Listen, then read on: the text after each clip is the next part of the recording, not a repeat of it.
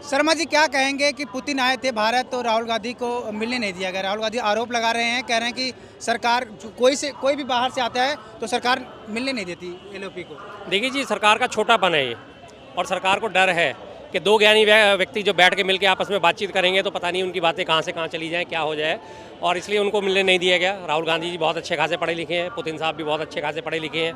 LOP हमारे Rahul Gandhi ji, LOP का जबकि एक प्रोटोकॉल होता है कि अगर सरकार से मिलेंगे तो एलओपी से भी मिलेंगे, और पहले भी लोग आते रहे, मिलते रहे, लगातार मिल के गए हैं। लेकिन इस बार उन्हें डर था कि कहीं बैठ के कोई सार्थक चर्चा ना हो जाए, किसी बारे में बातचीत ना हो जाए तो राहुल जी का कद बढ़ जाएगा। इसलिए उन्होंने घटाने के लिए पहले से पहले ये अच्छी हरकत कर दी कि राहुल जी का मिलने के लिए उनका शेड्यूल ही नहीं करा।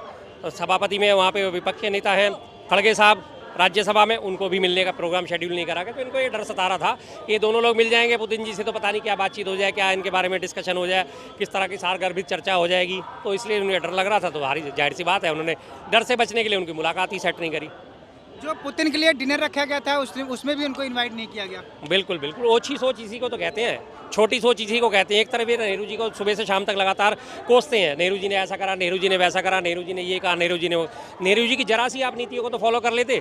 नेहरू जी के पास पहले 1951-52 के आम चुनाव जब हुए थे 367 सीटों का बहुमत था, 367 का बहुमत। उसके बावजूद भी उन्होंने अपने मंत्रिमंडल में चार जो है गैर पार्टियों के, अपने गैर कांग्रेसी पार्टियों के लोग शामिल करे थे। उन्होंने मंत्रालय दिए। सरदार बलदेव सिंह रक्षा मंत्री थे, शिरोमणि अकाली दल से थे, षणमुगम चेट्टी जो थे वो अन्नाद्रमुक से थे, बाबा साहब अम्बेडकर जो थे वो शेड्यूल कास्ट फेडरेशन से थे, और उसके बाद ये अपने श्यामा प्रसाद मुखर्जी हिंदू महासभा से थे। चार लोगों को अपना पूरा बहुमत होने के बावजूद ने शामिल करा कि ये लोग जो है थोड़े कद्दावर हैं और विपक्ष को भी हमें साथ लेके चलना है ताकि हमारे को देश के लिए नीतियाँ बनाने में आसानी हो। बीजेपी लगातार कह रही है कि राहुल गांधी झूठ बोलते हैं इसलिए उनको मिलने के लिए मौका नहीं दिया गया। हाँ जी, झूठ बोलते हैं। कोई तो झूठ साबित करो उनका, कौन सा झूठ साबित हुआ आज तक? सारी बात तो उनकी सच साबित हुई। जब कोरोना आया था तब उन्होंने भविष्यवाणी कर दी थी कि आने वाला वक्त हमारे लिए बहुत खतरनाक होगा, वही साबित हुआ। नोटबंदी जब करी उन्होंने कहा नोटबंदी से लगातार नुकसान होगा, छोटे उद्योग जो है वो बिल्कुल खत्म हो जाएंगे, यही बात निकली साबित। और उन्होंने साफ साफ बोला था नोटबंदी से कुछ हासिल होने वाला नहीं है। अभी कल परसों के अखबार में मैं देख रहा था, MSME जो होती हैं, स्मॉल स्केल इंडस्ट्रीज जो होती है, उनका पूरा एक फुल पेज का विज्ञापन उसमें छाया पड़ा था कि साहब आपने हमें बर्बाद कर दिया। सरकार के खिलाफ उनका विज्ञापन था और आप हमें मिलने का भी टाइम नहीं दे रहे हैं। हमारे से मिलिए, हमारे ज्ञापन लीजिए, हमें अपनी बात रखने का मौका दीजिए। आज हम बर्बादी की कगार पर हैं, लेकिन कहीं कोई चर्चा नहीं होती, कोई टीवी चैनल उनके बारे में चर्चा नहीं करता, अखबार उनके बारे में खबर नहीं छापता। अखबार में खबर तब छपी जब उन्होंने पैसे देके अपना पूरा विज्ञापन छपवाया। तो राहुल गांधी जी तो हर मसले पर सही साबित होते हैं। लेकिन विदेश जाके ये तो कहते हैं ना कि देश के खिलाफ बोलने लगते हैं, कह रहे हैं वो। बिल्कुल, एक बार भी आज तक उन्होंने देश की खिलाफत कभी नहीं करी। देश सर्वोपरि है, लेकिन देश में रहने के बावजूद भी अगर कोई देश की प्रगति में बाधक बन रहा है, देश की प्रगति के खिलाफ बोल रहा है, चुनाव प्रक्रिया को संदेह के घेरे में ला रहा है, तो उनके खिलाफ बोलना, उनके लिए बोलना, सच्चाई तो कहीं भी हो, सच्चाई रहेगी। क्या उस सच्चाई को इसलिए मुंह मोड़ देंगे? नहीं, इससे देश की बेइज्जती हो जाएगी, हमारे देश का मसला है।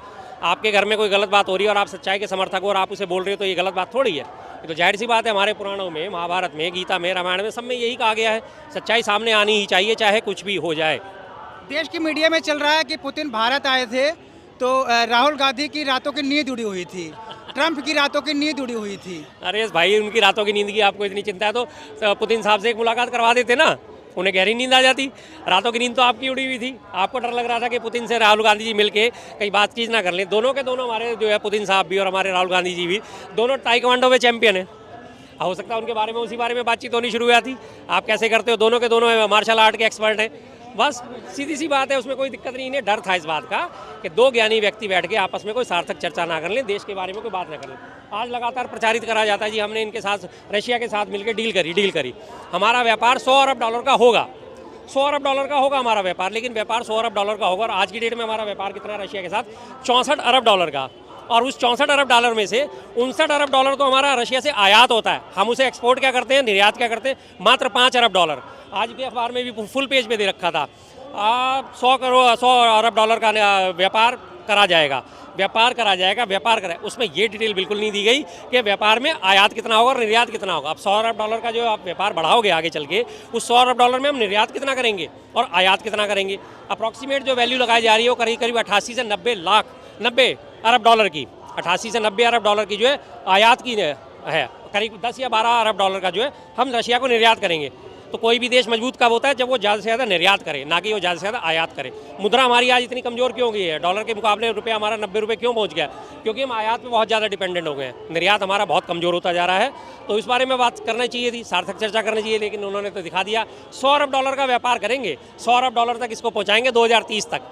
भाई पहुँचा तो दो, लेकिन ये तो देखो कि उसमें आयात कितना कर रहे हो, निर्यात कितना कर रहे हो।